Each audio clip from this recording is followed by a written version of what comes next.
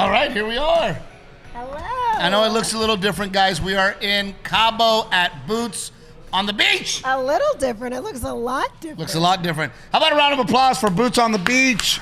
7 years. Yes. We have a live audience today. There's 3,000 people in here watching this podcast. It's awesome. Well, we're excited because normally we are in our home studio or we're at the studio. And we. And today they let you in the VIP lounge in your tank top. Yes, I am in the tank. I'm wearing a tank top in the VIP lounge, but we're also in Cabo. So I will also apologize for Renae. Renae's not feeling well. Her voice is not great. I would like to say it's because I partied too hard last night, but I didn't. I went to bed early. Either that or this is the biggest elaboration of not having sex with me she's ever put together. So far, so good. She's like, no, I'm sick. I have a sore throat. But we have a very special guest, and because it's Boots on the Beach. We have a lot of very special guests. That's what I was getting at, is that because it's Boots on the Beach, there's so many talented humans here. Yes. And we get to interview some of those talented humans. And one of our good friends from New Braunfels, who we've had on the podcast, is going to join us because he has something really special going on. And I'll let him tell about it, but we do got to talk about the fact that... I'm excited. You know about it, but I don't know. Well, what he's about to say fucking blew my mind. Ladies and gentlemen, Randy Rogers. Let's let him hear it. A little mimosa. What is that? Little I'll cheers you with some ¿Cómo hot se tea. dice cranberry? Como dice cranberry? I think you just said it. No, it's like, it's not. I think that's not. How do you say cranberry in Espanol? It's a... Yeah, let's stick to fucking cranberry. That's a hard one. Arrándano. But Randy, you've been doing this for how many years? Boots on the Beach? I think I'm the most tenured The artist. longest running Boots on the Beach artist. Yeah, because we came during COVID, and it was really funny because, it was kind of, Mexico had COVID figured out. They just didn't give a fuck. Yeah, they were like, please come here. They're like, have you had our water? You think we're worried about fucking COVID? You had to go through these like little machines that like they sprayed you with something. So it was, Oh, no way. Well, no, hold on. So was it like legit COVID, like in COVID? Yeah. The first year I came, we were all in it. That first summer after COVID. What year is it? I don't know. What year did COVID happen? I just remember it happened at spring break. There was spring break, and then the kids didn't go back to school. Anyway, I think that I got my buckle because Casey gives you a 5-year anniversary belt buckle. Don't be ratting them out, dude, because all you guys got rooms with pools. I fucking did it. So I found that out. So if I don't get a buckle, I'm gonna have my feelings hurt. Where's Casey? The pools are reserved for the swinger couples. For the upside down pineapples. Yeah. I always tell Renae, if we ever swing, I'll go first, and then after that, I'll be like, you know what, we're not into it. This is not cool. We're out. Get fucking shot. But so Randy has this announcement in it, and I think it'll blow everybody's mind here. Tell us about what's going on, because when you said that number, I'm like, two things came through my mind. Holy shit. Yep. That's a lot of years. Yep. And then the other thing made me go, we're not that old. But so give the announcement. Yeah. So Randy Rogers Band, August 23rd, re-release of the record Roller Coaster. 20-year anniversary of the album. Wow. Is that crazy?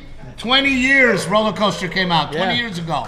Isn't that crazy? Wow. Brady's over there. He's scared of podcasts. Brady, come over here. Come join us. Come on, Brady. So Wait, was Brady there for Roller Coaster? Oh, in the band. Were we? We were in a van. Yep. Yeah. Actually, we started in a Suburban. Wait, say that again. 88 Suburban. 88 Suburban was the first ride, and then we made Roller Coaster. We were in a van. So yeah, same 5 guys. It was the first album that we made with the band that's still on stage. How long were y'all touring Right before y'all got the deal to do the album? 2 years, maybe 2 years. 3. Yeah. I think it was 2 or 3. Yeah. So we had been playing all the songs live, which is totally backwards from how you do it now, right? You put out a record, then you start playing You tour with the it, song. yeah. But we had been playing all the songs, so I felt like we knew them pretty well. But there's something special about that because you guys were the creators. You guys wrote it. Well, how rare is it that a band even one? stays together for 20 years now? The fact that it's still the same band 20 years later. That's tough. It's next to impossible. But so what we did with the album is we went back to the original tracks. So we went back to the studio. We went back to the tape because back then, everything cut to Fucking showing our age again. Tape, right? Yeah, real tape. Damn. So we went And back. they cut it with razor blades. Yeah, no Pro Tools. Yeah, no computers. No. And so they went back and they just basically. I'm not a big fan of going back and re-recording songs unless your name is Taylor Swift, And they right? just redo it, So yeah. I'm not a big fan of that, so I didn't want to like try to recreate whatever that little magic moment was for us as a group. Well, your voice has changed as an artist. Well, and yeah, my your balls dropped. playing ability is But a lot of times you use studio musicians. But did y'all use studio musicians for that album, or was that No, you it was just us. We made that record in 4 days. The 5 of us. Yeah. So, and Radney, Foster. but technology is advanced, right? Yeah. Since then as well, right? Yeah. So all we did basically is go back, find the original tracks, and there's like these outtakes where like I end a song and I'm like, God, that's horrible, So we put some of that stuff now Back on it. on the that's cool. That's the pretty remastered badass. version, and like there's a lot of back and forth going on in the studio, and like just kind of inside jokes and stuff that we put on the album. So it's I actually, love that. and we sequenced it different. What Just do you mean by that? well, the song changed order. Oh, the order of Changed the order. songs. Yeah, the song order is different too. Why? New set list. Yeah, new set list, right? Just for fun. Right. Just Mix it up a little. to make it different. But I didn't really want to touch the actual tracks, right? I didn't want to go mess with it too much. I wanted to turn certain things up and turn certain things down. And then we did find little, Easter eggs, if you want to call them that, Yeah. on the tracks that we were able to, So what do? They take them, then they download them, and then they fix them from there? Well, yeah, they take the original, recording, and then, now that we live in this digital world. Yeah. Move it over. Digitize it essentially. Yeah. But even, I can always tell too, sometimes when I'm listening on YouTube Music or Pandora or whatever, you have to turn up the radio a little bit more because of it's an old album or whatever. And The it just mastering the mastering, and yeah. everything. So Yeah. now it's going to be crisp, clean. What's your favorite song on, well, I'll ask you first, Brady. What's your favorite song on that album? Probably Can't Slow Down. Yeah? Yeah. Yours? Yeah, which is what we named the album over, Roller Coaster. Uh-huh. So the song's called Can't Slow Down. I wrote it because I wrote it by myself. I wrote it because my girlfriend at the time, Amanda, she That bitch. I said it. You didn't say it. I was on You fucked up. He's famous now. I was on the road and I came home and I said, "Can I come over?" She's sitting in her trailer right now, And she pissed. she said no. And I said, "Well, you're my girlfriend. I'm going to come over there." And when I did, she had a big old hickey on her neck. And I'd been gone for 2 weeks. That wasn't from you. Yeah. And what kind of girl gets hickeys? Yeah, I mean, we broke up. so she's Mexican. She was something. But yeah, so that song. Thank you, Brady, for saying that. But I wrote that song by myself. Somebody Take Me Home is my favorite song that was on that record. I wrote it with Renae Foster. It was like one of my first songs I wrote with Renae. Maybe it was either Tonight's Not the Night or Somebody Take Me Home. This first song I wrote with Renae, and Kenny Chesney cut it. It was like, all happening. We were really young. So how does it work once you write the song, and then you guys bring in the music? How do you guys do that? Well, I mean, remember, I'm a comic. I have no idea. Well, we practiced a lot back then. We don't practice now, but I mean, like we used to practice, and we used to. We'd sit down and work up parts. Like for that song, in instance, Jeffrey Hill, the guitar player, and I sat around with the mandolin and guitar and drove him crazy while we're driving down the road and Just trying to figure it out. Yeah, trying to come up with different parts that fit together and everything to Well, fit his original chord progression. If you can imagine, we had a lot of time on our hands. I mean, we're in a van. And well, not even a vest. It's a long way to drive to Amarillo from San Marcos. So, In a shit so van. pretty much that original album was written in the van. Most of it. Well, a lot of it, or Yeah. the La Quinta. So, I mean, for you Yeah. guys, it's got to be something special, right? Yeah, I mean, Yeah, we like you said before, like it's so impossible to keep a band together. Yeah. Same 5 guys, 23 years now. I'm really excited about this. August 23rd is when we're re-releasing Roller Coaster. It's my birthday. Oh, Oh. that's a good little birthday We're gift. playing the Gramercy Theater that night in New York City.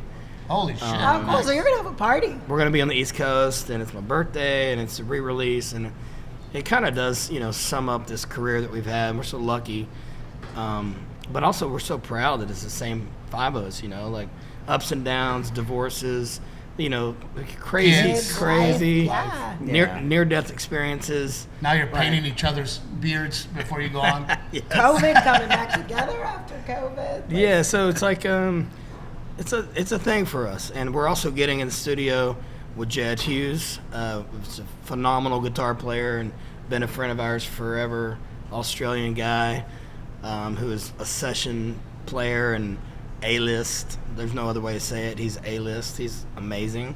So we're actually writing, and we're going at the same time we're re-releasing this album. We will be recording brand new stuff too. And It's so hard though. When you write such hits, and then you have to literally follow yourself when you do another album. I wouldn't say that we have any hits, but we have standards.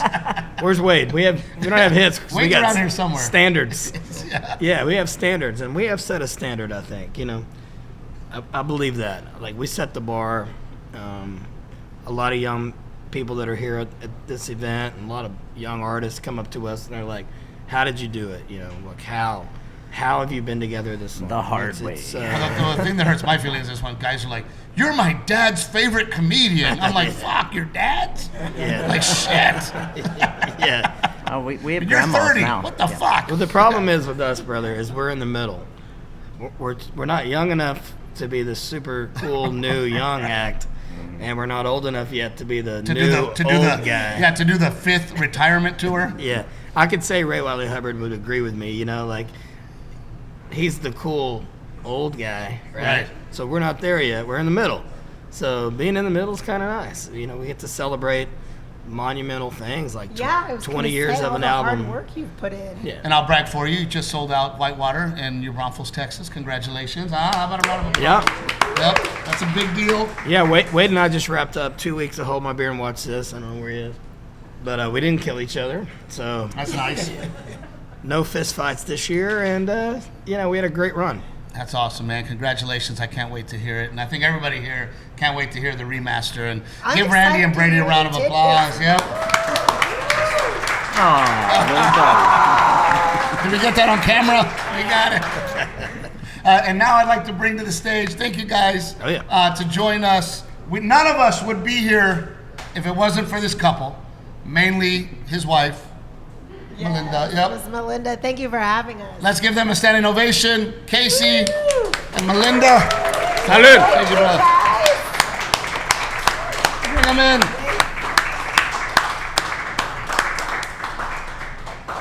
Join us. Y'all come in, come sit.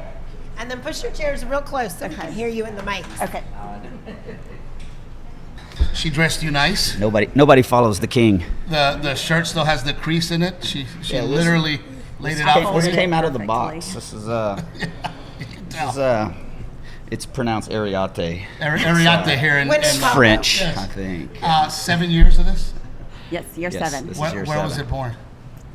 And that's what I was going to say, Actual Steve. I want to know, how did it start? Tell me the story, the idea between the two of you. How did Boots on the Beach start? We tried like a little, I don't know if it's called a festival, but early on we went to Cancun, I think, and it was more A long time ago. like 50 people type of a trip, and then we didn't do anything for probably 10 years after that, and then you can take Did it. it really start during COVID? Was that the first No, Before that. yeah, before that. But Casey had gotten an offer to do an event in the Bahamas, a festival, and it was the only people that were booked. It was Parker McCollum and Co-Wetzel. So, right, kind of when they started kind of getting little popular, Some heat. and so Casey got an offer for it. And so we thought, okay, this will be cool because he's a little bit older, and these are like the young, new, hip kids, And as we got into it, it was kind of a hot mess. Like, she just called you old. I mean, We we just know glossed older. over it, but she just called We you call old. him I mean, Uncle Randy's Casey. old. Yeah. Uncle Casey. Uncle Casey. Yeah. It was kind of a hot mess. So I just, But you from the outside looking in. yes, like this. You're like, we I just can got make this ourselves better. into this, and it's a hot mess. So I just kind of Took over. inserted myself. Shocking. that And- she's- Yeah. I'll handle this. That's why I think. And I just, Yeah. I just kind of, anyways, So you did. So you I did. started planning the event. I started planning it. And But it you was- started doing it. I mean, I don't want to say I took it over, but I just assisted. Took it over. But now you've taken It's it. definitely took it So over. then after we did it, I'm like, I think this is something I could do better. And so I did, I guess. And so you don't manage Casey. I do. You do manage him. Yes. You know, When did that happen? Day one. Yeah. Day one. I've Day always been his manager. Day one. We've Isn't never. that beautiful? Isn't That's that amazing. beautiful? 22 years. People ask me, like, sometimes when they'll meet stuff, like, oh, do you manage Steve? And I'm like, no, I want to stay married to the man. I don't manage him because it's definitely a complicated relationship. Very. Yes. Very. But, it's when I look back and think about it, a lot of this Melinda made happen because it just wouldn't have happened any other way with anybody else. And it's, you doing what you do and what we do in music and everything else, there is a comfort, and I don't always like it. I'm not always happy, but it's like, it's one of those things like there's no doubt that she's doing Best for you. 100% what the best is for me. And even if we don't agree on that, Well, not there's even- no not doubt even that for it's you, like for the team, that right? there's For no your other, family. Which is your family. there's no secret agenda. There's Right. nobody else who has a master plan that There's no doesn't. manipulation and there's no, Right, there's nothing really involved me, and because you see it. You've been doing this a long time too. I'm sure you've seen it 100 times. Well, I've been People are part like- of the when manipulation, people like you know? managers do some stuff, and I'm Yeah. like, was that I've that had- really what was best for that artist? When I was an opening act, I'd have managers call me and they'd be like, "Hey, can you talk? Help me with this." And I'm like, "Fucking call him." Why am Have I- that conversation with why, him. why are you Yeah. using me to make this artist do what you want?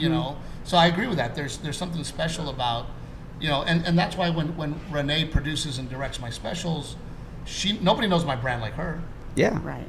And on the other hand, if I'm a little too male heavy, she'll come up to me and be like, it's kind of a dick thing to say. Maybe You're Which being a you little need someone to say misogynistic I that. need right that. now. Yes, I you need do need that. that. and you got to stay grounded too, because and I'm sure this is a thing too, and it's really true of everyone who I think gets successful. Though you get to believe in your own hype, so you have to have someone around that says, "Hey, dumbass, This ain't your you're Greedo." not that cool." Yeah. And All take out the listen, trash. yeah, and take the trash out while you're. Hey, rock star, get the trash and mow the yard. Yeah. All right. And you're like, "Yes, ma'am, I'll handle that right now." Yeah. Okay. And then you go, "I can't wait to be back in my fucking green room." Yeah. When are we leaving again on this bus? Because So I can get treated right. But so how did that? I mean, you just from the beginning you started managing. And it just kinda we grew were into dating. it? Like when Right. I first started dating Casey, I was 20 years old. So, Very similar to us. and he did rodeo. He She's was the last 19-year-old I fucked. oh my God. Would you stop? She is. congrats. All right. He did rodeo. He was a team roper. So that was kind of what we did. Like, I would go to his little ropings on the weekends. I like when she says the little. I would go Well, I to mean, the little Yeah, things. it's cute. She does make sure your head fits back through the doorway. That's good. And then we would, go hang out in the stockyards. That's what we did.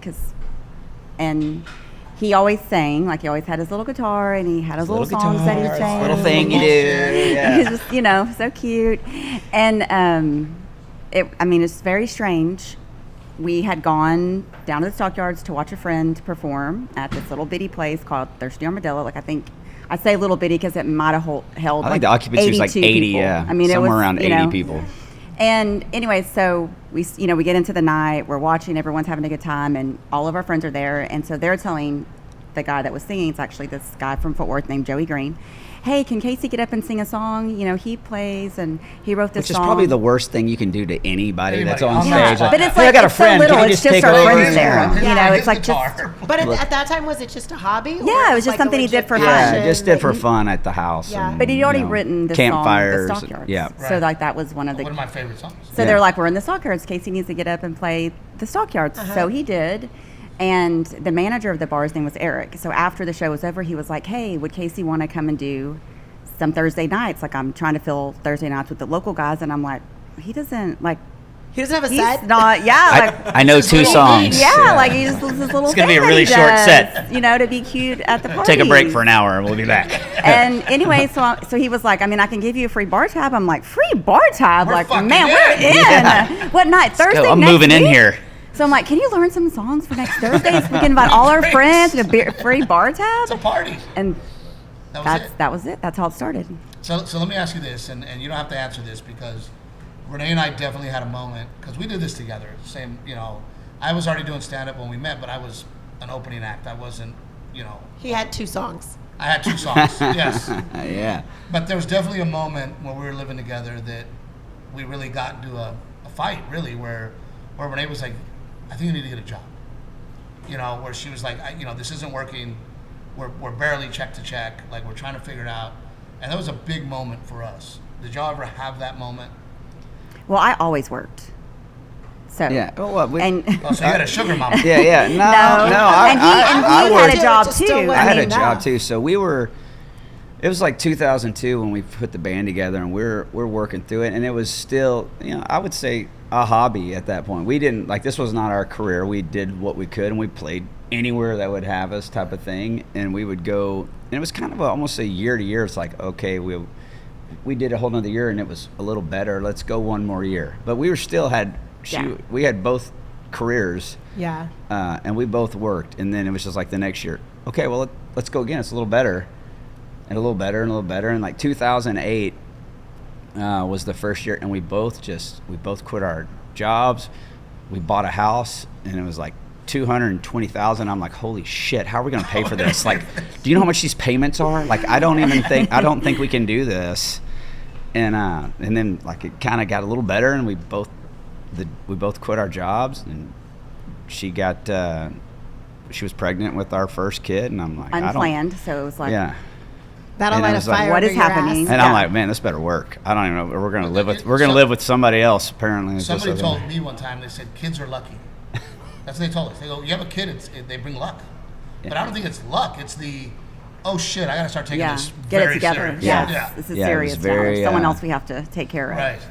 And really, I mean, from every year has literally been better than the last, and we're 22 years in, and I doubt that that's normal, but I think every year we've ever had is better than the last year. Was there And ever a point when you talked about taking on another manager, or a manager tried to Oh, that's a insert good question. themselves Yes. in the Question from picture, and Renae. you decided because he's been through a lot of managers over the No, course of his career. I get it. Yes, we did. I guess after when I got pregnant with our youngest, Zax, it just seemed things were growing so fast at a rate, and he was on the road so much, and I started kind of feeling like, am I doing the best I can do for him at the rate that he's growing? And we were doing major market radio, and it was just like there were fires everywhere. Right. And I felt like maybe I'm doing him an injustice by being his manager, and maybe if he had a high profile manager, that it would, take this and make it even bigger, than it is. Sure.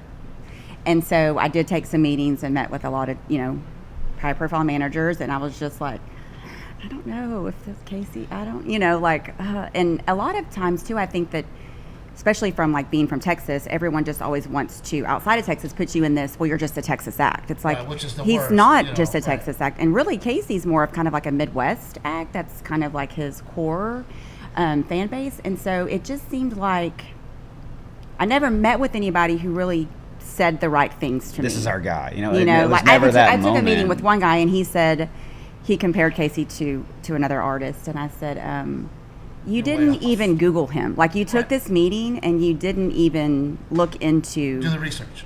any of, At all. of Who he anything. is or what his brand Yeah, like is. how insulting. Yeah. Right. And so, anyways, Casey just felt like he wanted to keep rolling with it the way we were rolling with it, and so Well, I think it's fucking worked out. Yeah, and Melinda's always, things happen for a reason. Even bad things, good things. She's Yeah. a true believer. I like, think you the know what? universe If just this always didn't work has a out, way. Something's coming. There's something coming that's the reason this didn't happen, because this is coming. Right. And to be ready for whatever that is, and just like I said, it's we could spend hours talking about the business, the music business, and then I think that's where a lot of people get lost. Music business. It's not just music, not just business, but they are intertwined. Yeah. And I've always said, if you don't take care of the business, you don't get to make music very long. I So- love Chappelle said something so great. They were interviewing him, and his dad went up to him and said, Chappelle's dad says, what are you thinking? What are you doing? And Chappelle goes, well, you're a teacher, right? And his dad says, yeah, I'm a teacher. He goes, if I can make a teacher salary doing what I love, then I'm going to do it. And his dad goes, you know what? That's the right attitude. And that's kind of how we approach it. Like, I didn't get in this to be famous. I got in it because I wanted to be a stand-up comedian. And, Renae is an actor. She went to NYU, the whole thing. There was a moment for us where we're like, hey, we got to make this, let's do this. So then we teamed up, but it's the same thing where it's like, oh shit, it's a business too, and we have to make some money doing this. And luckily for all 4 of us here, it's worked out, and it's been a blessing, right? Mm-hmm. And this thing, my God, this is week 3. Week 3. Next year we're doing 4 weeks in a row. I don't know if we'll survive 4 weeks. I think we're probably going to stick to 3. 3's my limit. I've decided it's. What has been your favorite moment in all of the Boots on the Beach? Because I will tell you, There's a lot of moments. There's what so happened many. to me last night, it was really magical. And I almost didn't want to, and I didn't, because when you go out on that beach and you see those chairs and those tables and you guys get on stage, and I mean, it is like something I've never been a part It's of. so picturesque. It's like we were on a movie set. It really When I was. walked out there, I was like, this is like a movie set. And it's really special when Bart Crow's up there and you're up there and Far's up there and you guys are jamming out in a whole different thing than just going to your concert. It's a really special thing. Now, I have a question for you. Okay. Because Well, you asked her already. You said, what's her favorite Oh, yeah, moment? what's your You favorite didn't let moment? her- Yeah. you didn't let him answer. I mean, there's so many moments. Like, I feel like after every week, we're always like, oh my gosh, this was so awesome or that was so awesome. But I mean, obviously, I'm also a fan of music, of all these guys. And I think for me, being on the other side as the fan side, you go to these big festivals and these events, and it's so much drama. The lines and the waiting, and you can't go talk to the artist. The artist can't come out there. Like, it would be total chaos. And, who wants to deal with all that? yeah, here's a big And I family. think for this, like as a fan, I think it's so cool that you get to come here and it's small and it's intimate and all the guys are with you. Like we're all on the same vacation together. We're all They're in eating the at the same pool. restaurants. You can walk up to them, get a picture, get their autograph, and it's fine. You know what I mean? It's so manageable. And I think especially because they're always all working. So they don't get a lot of interaction because we don't do a lot of shows together other than if it's a festivals, and the lineups are awesome. But usually the lineups, it's like the one guy on the lineup, and everybody else you probably don't really know. But I think for me, watching them interact and just seeing the different friendships is super cool because you're not going to see that anywhere else. Yeah, for sure. It's like I don't have a specific favorite moment, but for me, it's like summer camp, and these are it's like you're a kid again, and like this is summer camp when I get to come hang out with my friends because I don't see them. I mean, Yeah. Y'all are all we on don't the we same all work don't we all don't live schedule. here. We're on the same work schedule. If I'm not working, they're definitely working, and vice versa. So it's Well, like we were talking literally at breakfast, and he's like, "Yeah, we're gonna be in your Braunfels." I go, "Great, man. Renae and I would love to go see you." I go, "When are you there?" I go, "Well, fuck, I'm in your town that same weekend you're in my town." it's We'll just do exactly a house so- swap. We'll Yeah. just, So, but that's summer camp, and it's just I like seeing all the guys and hanging out with the guys, and then it's not a, like I said, stressful festival event where there's a lot just chaos going on. Well, And there's- you can't just go out and hang out. But there's also a comfort level for you artists, right? That I saw where you guys are just fucking around and joking around, and you screw up a song, we laugh about it, Yeah. and the camaraderie, and making fun of Josh yesterday. It was his set, and I think he sang a song. But it was awesome. Yeah. It was cool, and to see everybody together and hanging out. But I will ask you this because, last night you weren't there because you weren't feeling well. I definitely wanted to give it up to the wives of all of us, because I don't think people truly understand what our wives go through. And people look at us and go, "Oh, it must be nice." I hear that all Yeah, the time. right. Must be nice. But I would like you ladies to talk a little bit about the struggles of being married to a couple idiots. I mean, it's hard when they say struggles because it comes with so many perks, right? There are Yes. definitely so many perks. Lots of pros, lots of cons. But we had a moment where we were in New York doing press after we had filmed the Netflix special and it had just come out. Good Morning America. And I was sitting with my college girlfriends. No big deal. Yeah, I don't think it's just Good Morning It America. was pretty exciting. But I was sitting with one of my college girlfriends, and she said, I think she could just tell, like, I was tired, I was worn out, because we're traveling with I have two littles, they're 3 and 8. And so that's a lot, to play cheerleader and then at that time director too, and still be mama. And she goes, "Renae, what you're doing is not normal, right?" And I think she could just tell I was trying to keep up the Right. appearance. We live in our little normal town in New Braunfels, and we're trying to keep childhood as normal as possible for our kids. And it was like I needed her to give me that permission to just say, it's okay, what Yeah. you're doing is not normal. It's okay Yeah. for it to feel hard sometimes. Yeah, it's definitely hard. I mean, I think, especially like when you wear all the shoes, like it's tired a lot. But I do want my kids to have normal life. Like I don't want my kids to grow up and resent like, well, we were on the road because Dad was on the road. Like, I don't want them to feel that way. I want them to feel like I had a great life. I got to do all the things, normal things. Dad made all the things. You know, like, I'd rather him be the one flying all over the place trying to get here or there than me strapping my kids on, going to all the places trying to see Dad. And Casey does. Like, he makes a huge effort to not miss anything with our kids. And obviously I do the schedule, so that makes it easier because I can, you know, schedule all the things around our kids' calendars because they both play all the sport. Our kids are very busy. We have 2 boys, 10 and 15. So, I mean, it's all the things. And he does such a good job. But I think that for me, it's lonely, I think. You know, like, you do go through the lonely part of when you can't go on the road, you can't be there because you have all the other responsibilities, and without handling those But responsibilities, even bigger than that, for her, it's hard to have friends. it is very hard to have friends. I was going to say, Because nobody understands. Because it's pedal oh, to hey, the we're all metal, going to or eat Friday night, or it's or there's a we're wedding, not, or right. Yeah, we're we're not. not. But you know, hey, there's a wedding, a friend's wedding. Or like, the girls oh, are going out Friday night, and Yes. Renee's like, I I got can't. kids. Yeah. I got the Yeah. kids. Well, or and I'm on the road with dad's Steve, gone, or- so mom wants Same. to be You there. like, I want to overcompensate Yeah. because one parent's already gone. You know, and then you like, I always feel guilty. Like, God, should I really go to dinner tomorrow night? And you know, but yes, I do a lot of weddings alone. I'm a party of one. Party a of lot, one. Yeah, a Renee's lot. party of one, yeah. Yeah. And it's hard, but also too, I always try to just always look at the blessings and everything and how fortunate we are. And like, who would have, I mean, I never would have thought this would be my life. I think I'm able to give my kids things. I was super poor growing up. I never thought I could give my kids all the things and the opportunities. I mean, just the opportunities they have. We're just talking about that. Yep. You know, Yeah. the kids have a batting cage in the back. Yeah, you know? and they have 2 parents. Right. You know, my mom was an addict growing up and died an addict, and so I feel like just the fact that my kids have a mom and a dad that both love each other and are both committed to the family is want to be great parents. want to be good parents is Yeah. huge for me. I mean, you know, for me, it's so heartbreaking too. And I think every artist in here, you know, when my daughter looks at me and goes, "Don't leave," Oh yeah, it's you know, hard. and I'm like, "Oh, baby, I gotta go. Like, I Yeah. gotta go to work." You know, it is the most heartbreaking shit. You know, Yeah. and what I did for my son, you know, we have a friend of his and his parents were friends with them.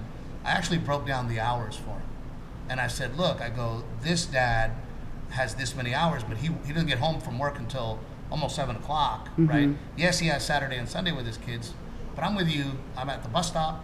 I'm with you to take you to school. Yeah. I go, I'm the only dad at the field trip, Yeah.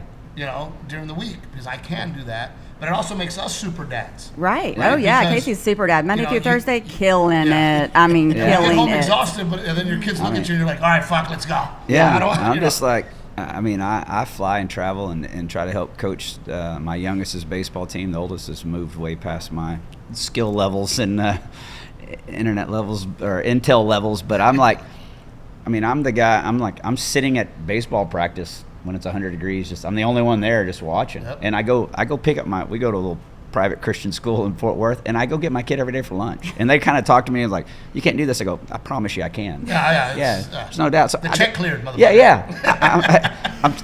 I'm taking him to eat lunch. I promise you. Watch this.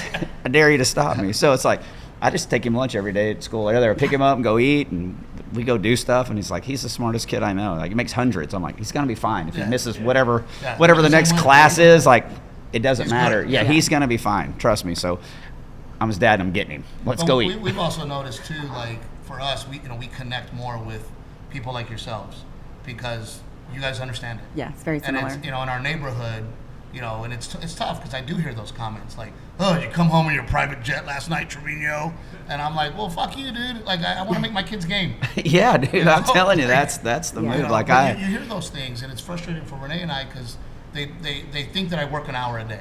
Right. Yeah. Right? They go, "Oh, you go do an hour show and you." Yeah. Glorious. It's so much Yeah. fun. It's just we see these beautiful truck stops and yeah, it's like Nasty we're at a showers. field in Nebraska. There's so much to do. It's The amazing. mosquitoes are like this big. Yeah, I I ate mean- 17 bugs last night at my show. Casey's like, guess what we got today? Barbecue again. We got Again. barbecue. 125th day in Hey, a you guys are row. from Texas. You love barbecue. We're gonna hook you up. It's brisket. This guy. I'm This is Mexican. I a. get chips and salsa. This is So- the third. This guy got third place in the county fair 3 years in a row. Third place. That's how good it is. And guess what? Now he wants to meet you. Yeah. He brought Yeah. you free And his family, barbecue. all the family, So, too. yeah. And his cousins are here, and they all want So to be in please the. tell him how good his horrible barbecue Yes. tastes. I mean, we call it the circus. I mean, Yeah, you know, it I is. know For sure. It's a fucking circus. It is a circus. You know, and we were in my green room was real small in Pittsburgh, and I was outside, and my road manager comes and goes, "What the fuck you doing out here?" He goes, "The green rooms." I go, "I don't know any of them." They're all drinking my liquor. I don't know any of these motherfuckers. I'm out here. I walk in, they didn't even know I was gone. Oh, hey, Steve, party. But I will say, the people that always get kicked out of my shows are my friends. For sure. Yeah. Your friends, I mean, same. It's like, they're the ones always causing their They're phone. always Like, the loudest, we just do no drunkest. guest list tonight. So, like, we don't have to ask our friends to leave, or we don't have to call security on our own family. Oh, yeah. No, he's my friend. Yeah, that's why you should get the fuck out. Yeah, my Yeah. fourth cousins. We're related, I swear to God. I'm a Donahue. I'm a Donahue. I did Ancestry.com. We're related. Was it a surprise to find out that the Midwest, like, just grabbed onto your music? We're really strong in the cowboy community, and I think there's just some roots from me growing up on a farm, and I write, those are the kind of songs I really love. Those songs, I write those songs. They're factual and true and like believable, and I think that's a big thing with, especially with like authenticity. yes, authenticity. I've said it a million times, and I think I write stuff because it's true, and so it sounds true, and it's said the right way, because I hear songs that people who aren't cowboys that write cowboy songs, I'm like, We don't say that shit. we would never say that. We don't say so that. just so you know, that would never be said that way. And so, but I think that community really embraces what we do, because they're true stories, or they're believable enough that they're like, man, that's what it is. That's how it is right there. That's the real thing. I And think so, it's very similar to Renae and I. Listen to you guys talk, and I mean, there's such an appreciation from us, when we walk on stage, and I have moments where I'm looking out in the crowd like, holy shit, I did this. yeah, how did this happen? And I've said that a million times, like, this could all end, I guess, tomorrow, and if it did, we'd move on and figure out what we're going to do next. But I would look back and go, man, that was pretty cool. We'll just move Like, to Cabo. Yeah. yeah, I'm like, Yes. man, That's I don't know how we did that, but we had some good ass times. That was pretty amazing, And I think Randy was talking about young guys all the time, and the number one I think I tell young guys, and I don't know how much advice you get, I always say, keep a journal, take notes, even if it's in your phone, write down every day just something, if it's one sentence or if it's a paragraph, but keep a journal, because I don't remember any of it. I don't. It's Well, there's but- about but- 60%. I'm not sure what Well, happened. it's like but, everything starts kind of looking the same, It It's bleeds. just- It's like, have I been here before? Every time I pull in somewhere, I'm like, have we been? First question, have we been here before? He's like, yes, about 7 times. I'm like, are you sure? This doesn't look familiar at all. I don't. I blow people's minds, because I'm like, where are you from? And they go, oh, Denver or whatever. I'm like, oh, this restaurant. And they're like, how do you know that? And I'm like, because I've been there fucking a million times. Yeah, That's yeah. why. I know every restaurant. I know Yes. everywhere. But I tell young guys is to enjoy the journey.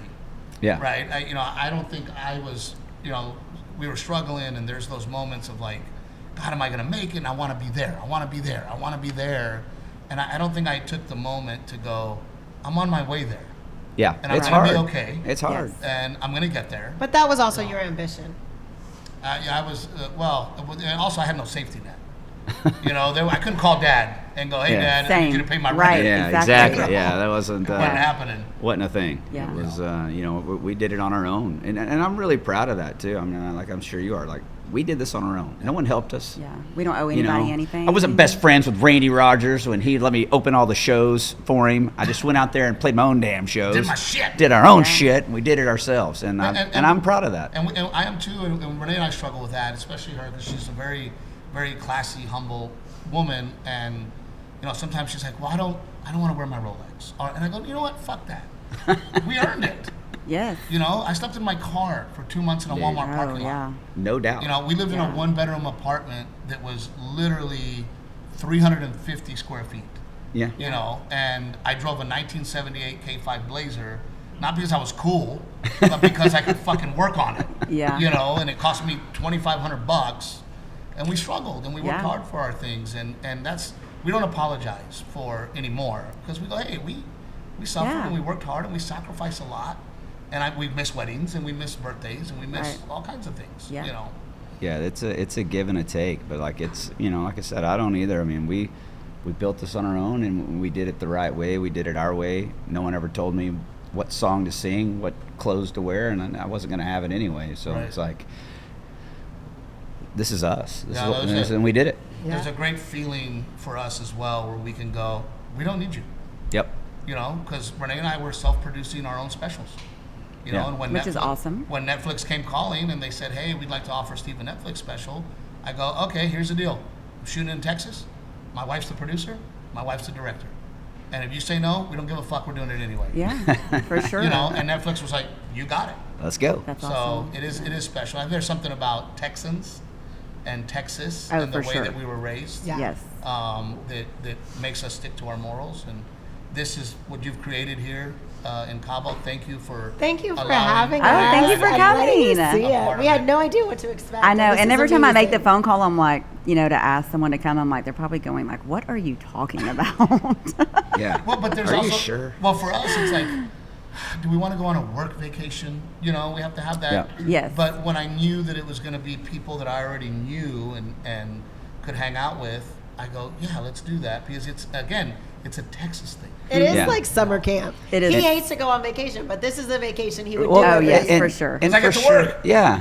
And it's, you know, that's the thing too, is that I've done this for so long, and I've been to so many festivals, so many big name festivals, and all this stuff, and I was like, God, they just could we be treated a little better? Right. Could we have better food, better drinks, better service? Can you fly us? You know, a Right. little better. And so I Could we just get a green room? Yeah, I mean, just and so it was really important when we did this and we were going to put our name on it that it be, you know, I don't know if this is first class white trash, I guess, but I want it to be. I want No. it's first class. I'm bougie. This is nice. yeah, Yes, I it's want nice. artists to be like, man, I can't wait again. Like this is, Yeah. I look forward to this as much. I want them to look forward to it as much because, man, I got paid. This is the food's taken great, the care drinks are of, great. I got yeah. a butler. Like we're hanging. Like this is awesome. And so that was really important to us when we started this thing. When we really You can got to tell. this, like, You can feel it yeah. in the way the people are walking around. The way Well, I the think artists you are walking accomplished around. that. Look at all these beautiful people.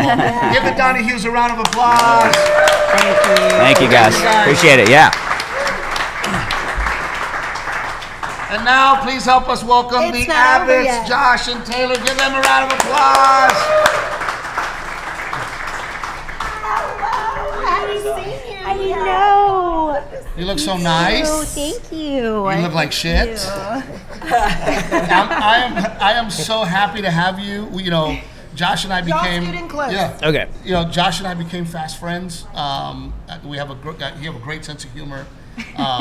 Josh and I, when we met, it was just you Y'all, know, we've been wanting to have y'all on That's the what I'm saying. podcast, but I just like know. Steve was Yeah. saying, with the schedules, we've It's like like never been able to make impossible it to happen. make it work, so I'm but- happy we're And, getting and you're this right done. up the street from us, but still, when you're home, you're home. Right. And Absolutely. it's like, oh, now you want me to go to fucking New Braunfels to do a podcast? Yeah. You know? Right. Yeah. But because of the Donnie Hughes, here we are. Here That's we are. right. So Love it. I'm so excited to have you guys. Yes. Josh, you are such an interesting character because you've kind of become the leader of this whole. You know, when I saw you guys play live, the Panhandlers, you're kind of the leader. Tell me about like that whole Lubbock scene, and you know, you coming up through that scene, and how it all just kind of. How did you become the leader of it? Now you're not the first, but you kind of became the leader of it. Well, yeah, I don't know if I'm the leader or not, but You are. Okay. I appointed you the leader. So just coming from the Lubbock scene, there's just a huge emphasis on songwriting, and so when you start playing open mic nights at the respected places in town, they don't want you to play covers. You have to play your own songs. So it's pretty sink or swim. Which is interesting Out because the I think gate. most bars want you to play covers that everybody knows and they're drinking songs. Yeah, most bars do, right? And then the Blue Light in Lubbock does not, and so that's what we would play. And so you're immediately playing your own songs, and so it really forces you to to get good, you know, or realize what it's like to play a crappy song in front of a lot of people because there's no applause and They let you know real quick. you can feel it, right? And then just, I don't know, there's something about it. There's just a brotherhood of it. And there's always a torch being passed from one person to the next, you know, and there's so many people that have walked those same streets before me, whether they grew up in Lubbock or that surrounding area like I did, or whether they went to Tech like I did. I'd happen to be both, but it's a mixture of that. And anyway, so just through that process, the guy that I handed kind of the Blue Light baton to was William Clark Green, and he would become one of my best friends. And he kind of handed it down to this kid named Cleto Cordero from the Flatland Cavalry. And along the way, we became friends with songwriter John Bauman. And so one day I just had the idea to put together this little group with the four of us and tell songs and stories of the people of West Texas and the Panhandle. But I think there's something special about you and your humility to be able to do that. Not, a lot of artists can't do that. That's exactly what I was about to say. A lot of artists are not willing to open gates or pass batons, as you said. Well, let's not talk about Casey and Randy like that. But it's a Lubbock thing. Yeah, I mean, I think it's a Texas thing too, though. I was kidding about that, obviously. Yeah. I think we have a really good camaraderie in Texas, and yeah, sure, there's some competition. You want to know if you outsold somebody or had more people, but at the end of the day, we all help each other out. Hey, my guitar player's sick and can't make it, or whatever. Do you guys know of anybody? And hey, is anybody playing this one market? We really would love to do a show there with you. And where's the spot, or what's Sure. So there's just a lot of community within the Texas country group, and I think the Lubbock group as well. Okay, now to end up on the biggest TV show in the whole wide world, how was that? What was that? Yellowstone. Oh, yeah. Yeah, Sorry. Apparently it wasn't memorable. Apparently it wasn't a big fucking deal. No. It was a really special I don't know about moment. y'all. I was at home like, oh shit, that's the Panhandlers. That's Josh. Yeah, really special. No, It's kind yeah. of a fun story of how, stumbling into that restaurant in Fort Whoa, Worth so and Tell me the Tell story. us the story. It was a stumble story? kind It of was how kind it of- introed it a little Yeah, bit. it was January of, I don't know, a few years ago. Excuse me. And we were looking for something to do, and it was early afternoon, so a lot of places were kind of closed between lunch and dinner. And we stopped at, what's the name of the place we stopped in? You're supposed to remember these I things. know. It'll come to me. And we stopped at this little place right over there by Billy Bob's, and we walked in to have oysters and cocktails. And they were kind of closed, but they recognized me, so they were kind enough to be like, hey, you know what? Come on in, and we'll get y'all taken care of. So we went in there, and at the same time, they were showing the place to a group of cowboys who were there scouting it out for NFR parties, because I think that was the year that NFR was going to Ended be up in Texas instead of Vegas. And so, anyway, there's this young songwriter that was there, and he recognized me, so we started talking. Really nice guy, and he ended up being really good friends with Taylor Sheridan, who produces and does Yellowstone and a lot know of who these he cool is. shows. Yeah. So. Anyway, he was like, "Yeah, I'm hanging out with him like next week, man. I'll toss your name out there and see if he's interested in any of your songs." And then literally like a month later, No shit. his music director for the show, Andrea, she emailed me. I'm not even sure how she got my email, but she emailed me, and I connected her with management and the whole thing, and then kind of went from there. So you knew it was coming.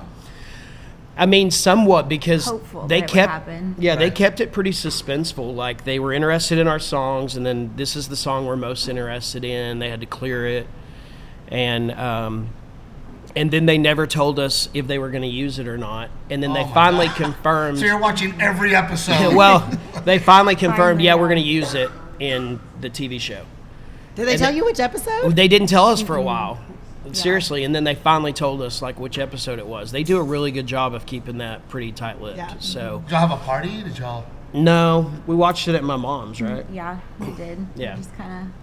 I mean, I you just don't gotta make- appreciate cool moments, Yeah. but subtly sometimes. Sure. Yeah, Party all it was the time. super cool, but I don't want to be like narcissistic and be like, "Hey, everybody, come over Come and listen to me again.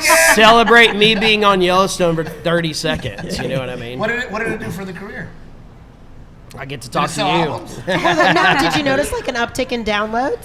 I mean, Yeah. that song specifically. Yeah, I think that was a it's- big deal for Panhandlers. It Big. really helped elevate that song, for sure. And I would assume that we saw some sort of residual uptick in streaming Yeah. from all of our individual bands as well, but I didn't really try to It's hard to know trace how it all translates. Yeah, it is hard. Did the Instagram go up?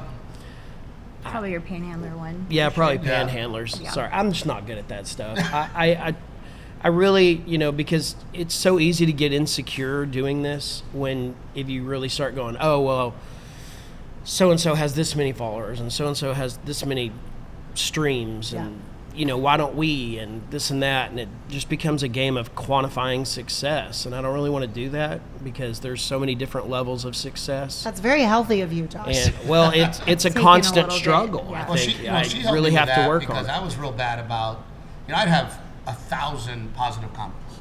You're hilarious. We love you. You're great. Blah, blah. And then there's one, and that fucking one hits me right in the face. And I'm like, fuck this guy, and Sticks and in Renee's your brain. like, he's a ghost. Dude, it was my Like, burner doesn't matter, account. And I'm like, I'm gonna kill this motherfucker, It was With my your burner. thumbs, yes. Yeah, how with about your it? thumb, get him. It was my burner account. Yeah, seriously, you're fucking Josh sending me bullshit. So let me ask you this: how did you guys meet? Because by the way, are your parents here? Your parents are awesome. My parents are here. Yes. I got to they- see them yesterday, and I met yes. them at the charity we did. Yeah. And we do need to talk about your charity for a little bit. Sure. How did you guys meet? A mutual friend that went to tech at different times than when we were there, but he was out with her and a group of people. I ran into her and she kind of introduced us, and we clicked pretty quickly and talked for a while. And our first date was that moment you just knew. It was so natural, the easiest conversation. It went on forever. We shut the restaurant down. We just kind of knew. That happened to us where I was like, "You're not leaving, are you?" Like, all the other ones leave. You're not. For some reason, you're fucking choosing this. Yeah, it was awesome. We had a really amazing first date, and yeah, we kind of just knew.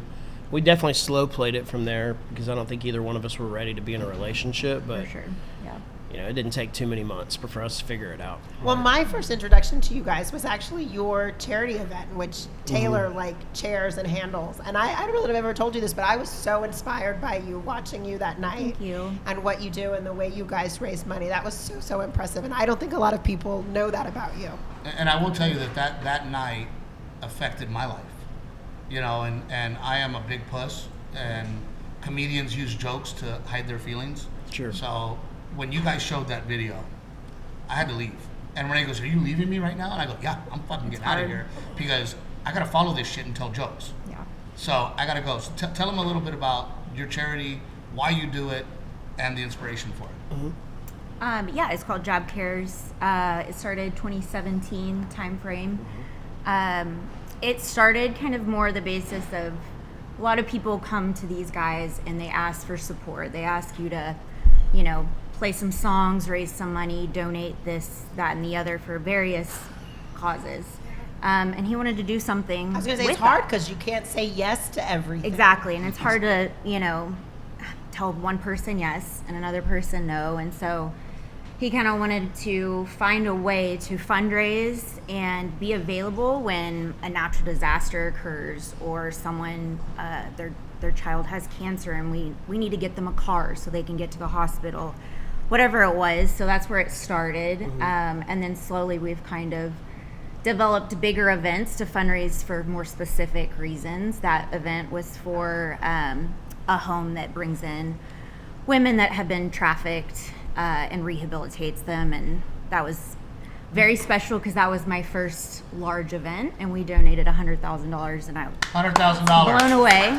Beautiful. And we're from 2017 to now, we've donated about $1 million to various things, and I'm very proud of that. You're awesome. Well, that event, especially having kids, when you guys were showing the numbers of, if you don't know this, human trafficking is a billion dollar business in Texas alone, not in America. I was going to say, you probably know the And statistics. you better want to than tell we us a do. little bit, because it blew my mind when I heard these numbers. But even when you guys broke it down in the presentation to the numbers in Lubbock specifically, you Sure. know? Yeah. And just the lack of resources for these individuals that are coming out of that. There's some that had the option of the emergency placement, but that's 24 hours. And then these girls were young children, they're on their own. They have to figure it out. And so they end up kind of going back to where they were at before. And the cycle just kind of keeps continuing. So having these facilities that will bring them in and give them education, help them figure out what they're good at and give them a job and help them get on the right track is huge. When's the new one? What's the cause this time? You know, I had to take a little bit of a break because it's a taxing thing to do, since I kind of run the whole thing, and then it's the two of us putting it together and asking our friends to come in and support us, and asking our other friends to buy the tables and the whole thing. So we're taking this year as a break, and next year we'll pick back up probably in Austin. Yeah. Yeah, keep it closer to home. Yeah. Be a little easier. Lubbock's always felt like the right move because I'm from there, and it's such a huge part of my career and everything. But now that we've lived in Austin, I've lived in Austin for 14 years, and it's where we live and her parents live and a ton of our community and friends. It's like, why are we not doing something local? Yeah. So we've decided to take a year off.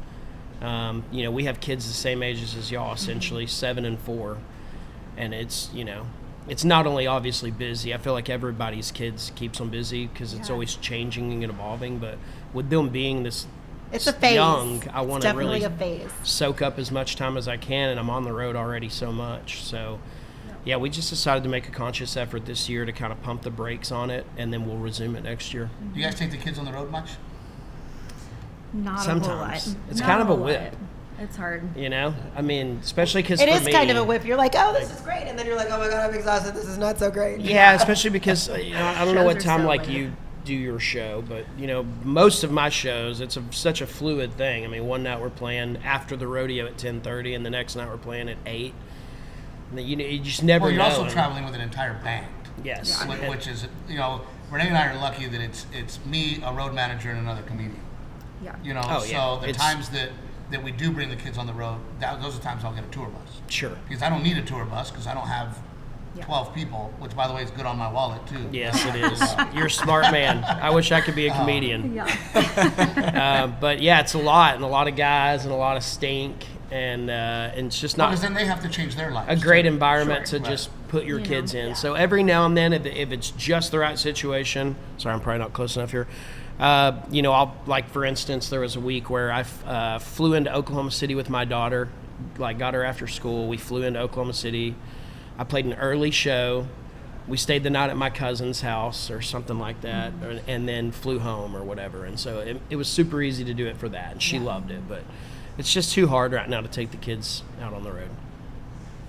And you deal with some of the same things that the Donahues do. Oh, my gosh. I saw you giving me an Every- amen in the back corner when Melinda was Everything talking. y'all talked about, I'm Yeah. like, they get us. I just wish we all lived in the same city. And Because, then you girls could actually hang out. yes. Well, yeah, it is hard. It's very challenging in ways that most people just don't understand, and it's okay that they don't understand. And I don't want to sound like I'm complaining about things because, like, this is work. Look at where we're at. This is Right. amazing. But at the same time, a lot of the same stuff. Weddings alone, birthday parties alone, scheduling everything around. Like, we know Thursday through Sunday, it's not an option. We got to do things during the week. What kids are in school during the week, so it kind of limits what we get to do. So yeah, it's Well, Renae gets mad at hard. me because I'll get home and she's like, I have a system, fucker. Yeah.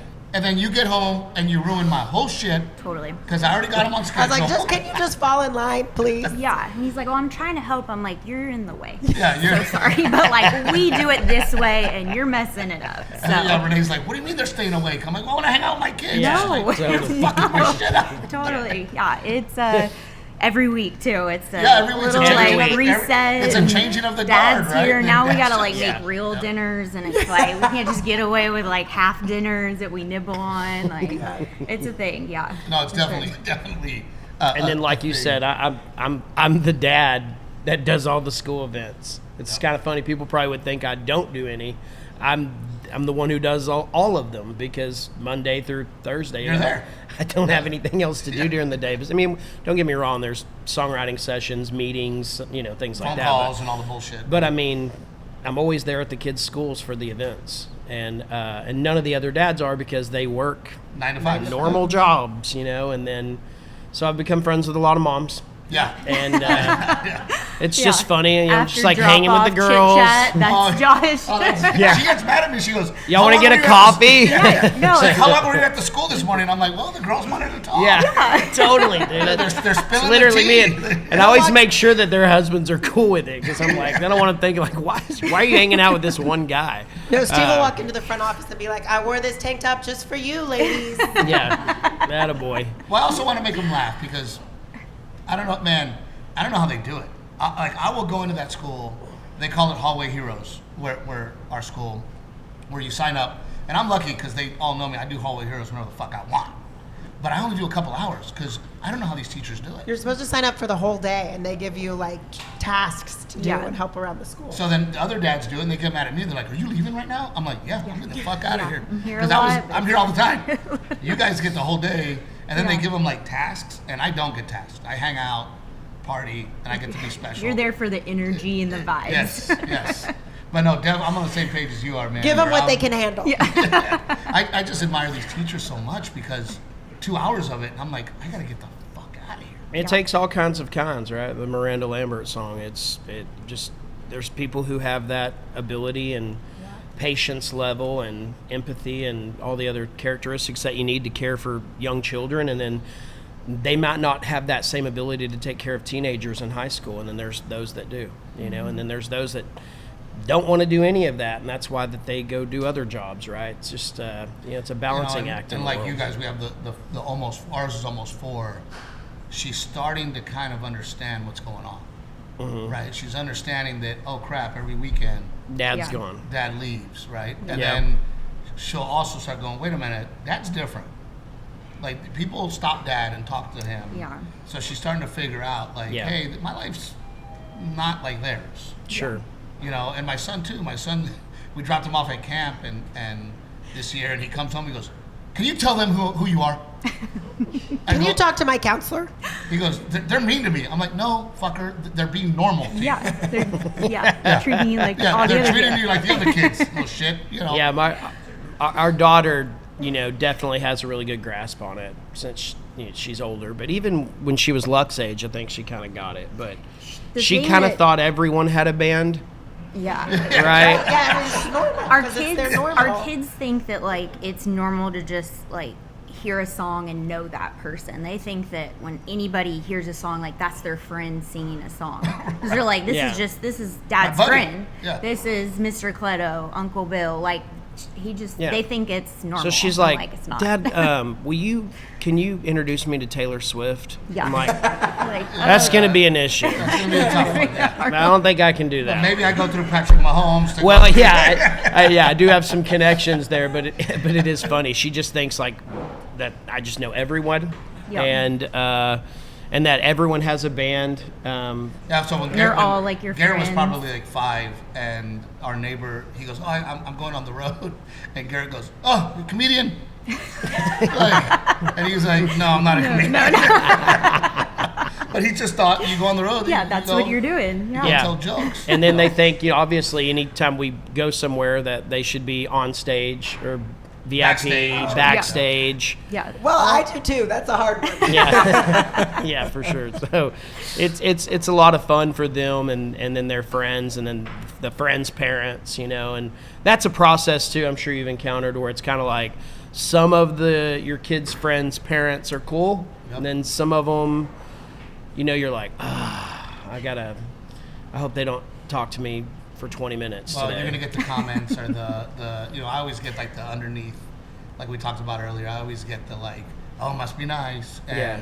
"Oh, well, of course you're here because you only work an hour," and it's like you guys don't get it. I don't It ever- might be Yeah, fortunately, I've never gotten that. I'd probably be grumpy with somebody if man, they said that. I'd be like, you have no clue how many hours a week I put into this. But our life. Yeah. And how much sacrifice gets put into our life, and it's tough on a marriage. Yeah. It's because especially when you have 2 kids at our age, because it's like there is no time for husband and wife. Mm-hmm. It is mommy and daddy, and now with Delilah doing activities, I'm like, I don't know how the fuck we're gonna do this. yeah. Because the 8-year-old's playing travel baseball and jiu-jitsu and flag football, and then now Delilah's doing swim and dance, and you're like, how do we do it? And then she's solo, Yep. Well, your time together is already limited because you're gone X amount of days a week. So now you're packing family time. Like, if you want to go have dinner with my grandparents or anything like that, we're so like packed into a few days, and it's very hard. We're like the last people on each other's list at the end of the day, and that's not the way because that you it don't want needs to to go. disappoint everybody. Yeah. You know? Yep. Well, and we have a big issue too, because when I do have a weekend off, I want to see everybody. So I end up throwing a big party, and then Renee's like, "Really? You take a fucking weekend off and it's a circus again?" Yeah.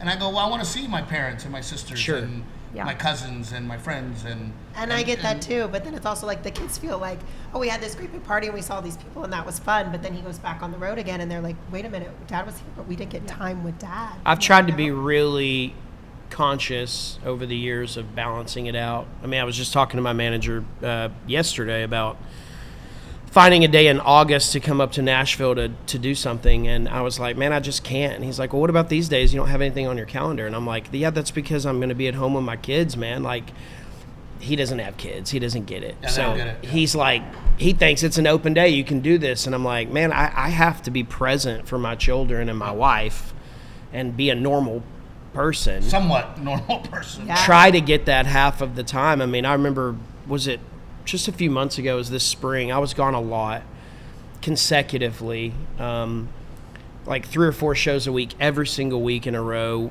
which I never want to do again. This year I learned that I'm too old for that. That was a young man's game for me. I don't want to play 3 or 4 shows a week every week anymore. It's just not me anymore. Yeah, I've completely taken Sundays off. But my truck, I was just going to the grocery store to get something, and I started my truck, and my son was playing outside. And when he heard it, he yelled out, "Dad," because he was sad. anxiety He and- thought I was leaving again, Yeah. and that really crushed me. And so I just think from that moment it really clicked to like, nope, got to dial it back. So now When I'm my daughter sees the suitcase, she's like, like, what's happening? You know, you're leaving again. Yeah. It's tough. And sometimes they're cool with it because they get to do fun stuff. They know, like, if we both leave, they're going to some grandparent, Yeah. right? Hamlet Hers. time, bitches. Let's All go. the So kids, they like, know. treats they want. Donuts, cupcakes. They're like, we're Cheetos, good. yeah. They're eating all the things. They're like, we're fine. It's almost better if we both leave. If it's just me, then I feel like they get sad. But if we're both leaving, they're like, oh, I'm going to go to grandma's and run the show for a few days. Yeah. See you later. For sure. Any questions for the Abbotts? Uh-oh. Anybody? One over there? No? I have one. What's You- your favorite country song of all time and why? Ooh. Your don't say your own. Wow. Okay, the question Well, I'm was, gonna say my own. what is your favorite country song of all time and why? Because I already have that answer. I already have it in my head. It's not yours. No offense, it's not yours. But That's such a hard That's a question. hard question. Well, I would say if I don't get to choose one of my own, which sounds really narcissistic, I guess, but like Jack Ingram and Willie Nelson, they've made comments about this in the past where it's like, I am my own favorite artist. If I wasn't my favorite artist, I don't know why I'd Why would do it? be doing this. Right. Like, I write songs that I like, right? So I'm not going to be like, well, I like their songs way better than I like mine. It's just weird. Yeah. Especially when you have an emotional attachment to your material. Right. I've written so many songs about her now that I love those. I've written songs about my kids, about my mom and Yeah. my dad. But I'd say if I had to pick one outside of that realm, I'd probably either go with Randy Travis's cut of Forever and Ever, Amen. Right? Because that was our last dance at our wedding. We did the whole clear the room out. It's just us and a photographer. Oh, and we how danced special. to that So song. sweet. It was just our own moment at that night. And that's kind of our song. I've never heard now. of anybody doing that. I love that. Yeah, oh it's very shit! Now you're gonna make us get married again. No. Where were we? We were with some people a week or two ago, and they were like, "Oh, we're doing like the what do you call it when you get married again? Renewal. Renewal, a vow renewal." I was like, "Oh no, I did it once. I'm good Yes. with it. I'm all in." Yeah, I don't know if she'll Do it say yes again. Mine is Highwayman. I think that's probably one Great of the greatest songs ever written. And on that note, before I forget, that is what's special about this community is that, and looking at Bart Crow, is that my son listens to y'all's songs, and he can listen to those songs, and he loves them, and that's what he wants to hear is you guys.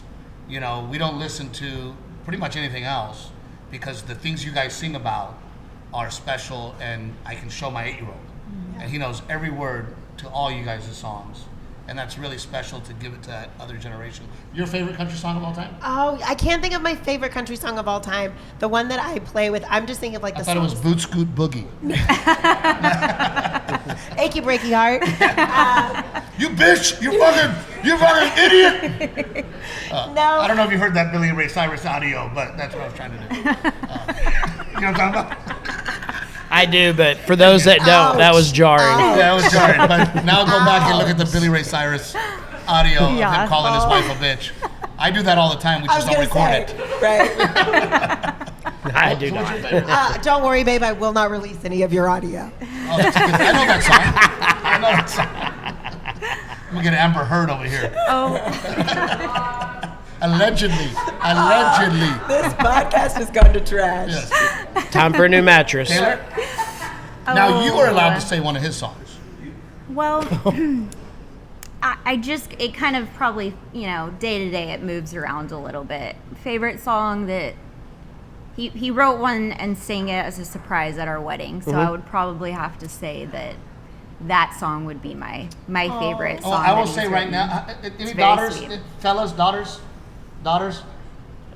You know what song for me is my father-daughter song? Is Cross My Heart by George Strait. That is not a husband and wife song. That is a father-daughter song. And my little girl goes, Daddy, sing my song. Aww. And I put it in the car, sweet. and I've never cried so much in my fucking life Yes. since I've had a daughter. That's a good one.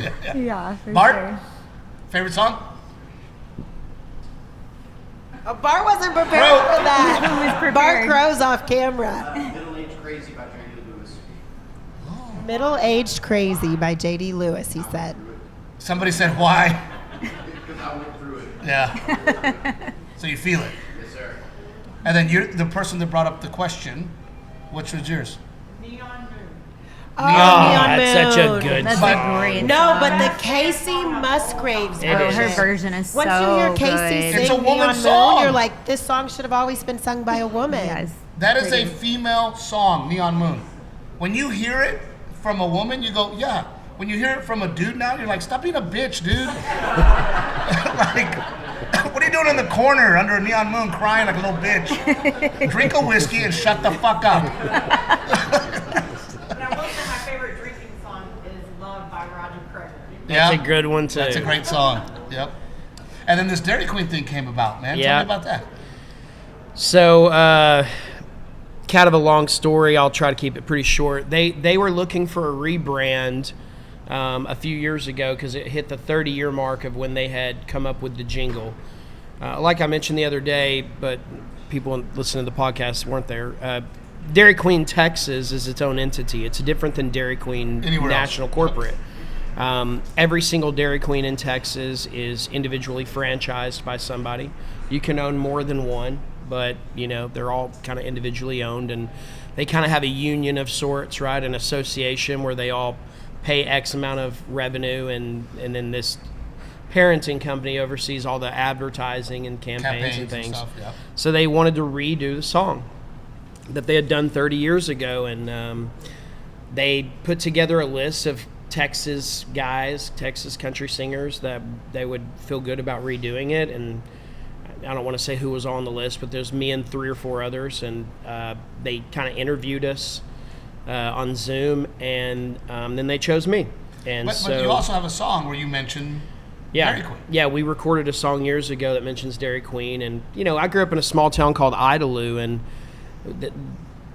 Lubbock was 10, 15 minutes away, but the good restaurants in Lubbock, at least at that time, were 20, 25 minutes away, and I don't know, it's just like when you were in a crunch and you're in a bind to get something to eat in Idalou, you did not have a lot of options. And Dairy Queen. And so Dairy Queen There's was a lot of other was little it. towns like that too. And it really, but when you get older, you start to appreciate that because you're like, well, no other fast food restaurant went to all these small Texas towns that needed a variety and something, to eat. And because a lot of them thought, oh, well, that's a town of 2,000 people. We can't, a restaurant, a Dairy Queen there won't survive, or a fast food place. But Dairy Queen didn't have that mentality. They had the mentality of, let's dominate every small town market in this state. And it's genius, the Texas stop sign. And so anyway, so I kind of have an appreciation for Dairy Queen, doing that. And anyway, it was really cool. So I went in the studio with a couple of my guys and we re-recorded the jingle, which was really interesting to do that because I'm not a jingle singer. Oh, and it's a completely different process. Yeah, and I just Making a commercial. I don't want to be a jingle singer, but it was a fun experience. Check cleared. And then as that developed, we had such a good relationship. They wanted to continue it and say, hey, what if we? Honestly don't remember if it was my idea or theirs, but we collaborated on doing my own meal, where I got to have my own, cool, combo meal at this place. Because if you look at little baby Josh Abbott going to Dairy Queen for a kitty cone, you never thought you'd be on the menu. Yeah. Yeah, it's something. I mean, I think my friends and family, they just loved it. They thought it was the coolest thing to get to go to Dairy Queen and get a cup with my stupid face on there. That's pretty awesome. And I don't know. Tell me you have a cup in the cupboard. Well, fast fact. We have a stack of them. Fast fact, my little town of Portland, Texas, has the largest Dairy Queen in the world. Really? Yep. Yes. Well, next time we go to Port A, we should You're gonna have to swing stop through there. there. Yep, large. It has a little train that goes around the top. And, What? Oh yeah, it's a really cool Okay. Dairy Queen. And same thing for us, where, after the baseball game, are we going to Dairy Queen? Yeah. Coach, can we go to Dairy Queen? And when I was a kid in the summers, you'd round up 50 cents and you'd go get your little ice cream cone at the Dairy Queen. Yeah. So it is special, and you're right. So it's been interesting. It's just it's this other, what do they call it? A vertical or something that's an auxiliary or tertiary or something. It's just another element to like what we do as a brand and a company, and all of it has developed just because of what we've done as a band for 15 plus years now. It's really fun, but it isn't. It's kind of I don't know, just kind of funny. I always smile that now every time I show up to Boots on the Beach, I know Donahue's going to make Dairy Queen jokes. Oh, it's yeah. just like Somebody was wearing a hat in the pool, a Dairy Queen hat. Yeah. I will say, to wrap it up, man, it's always so much fun because I'm on the road, you're on the road. We very rarely get to hang out, but every once in a while, we end up in the same town. Vegas usually. Yeah, Vegas. Well, remember Kansas? Oh yeah, that's right. Yeah. I'm in Kansas, and all of a sudden somebody was like, "Hey man, I'm going to this country concert." I was like, "Yeah, they have a country bar here." He goes, "Oh yeah, this Josh Abbott's playing." I go, "What? I'm fucking on my way," And I ended up in back. You had my jacket forever. I left my coat. You left your coat on my bus in Indianapolis. Was that in Indianapolis? Yes. Another time. So we've crossed paths several times on the road. It's always fun when we get to hang out on the road. We absolutely love you guys. We need to spend more time together. We're not far apart. We're really not. And we'll come down and hang with y'all on the Rogers. It'll be fun. Yeah, and the Bowens, they're down there too. Let the kids complain about us. Yeah. Oh, your dad leaves too? Fucking my dickhead dad leaves too. We love you guys. Thanks for having us. Thanks for being here. So Thank you much. guys for joining us. Give the Abbotts a round of applause. Yes. Renee's going to thank our sponsors real quick, and we're done. Thank you guys for being so sweet. Thank you to All Salt Coffee. It is the best coffee. Trevino 10 is your discount code. And Aztec Chevrolet, Aztec Ford, and all the dealerships, give them an absolute chance to earn your business, please. Pick Cherries, the app. If you don't have it on your phone already, download Pick Cherries, start listening to your favorite podcasts and clipping them out and sharing them with your friends. And Raw Western Wear. And those of you that know our guests, please continue to love and support them. For those of you that do not know our guests, listen to their music. Listen to their music. You'll absolutely love it. These guys are some of the most talented people in the world, and their music is just absolutely amazing. We'll see you guys next time. Thank you. That was awesome. Thank you.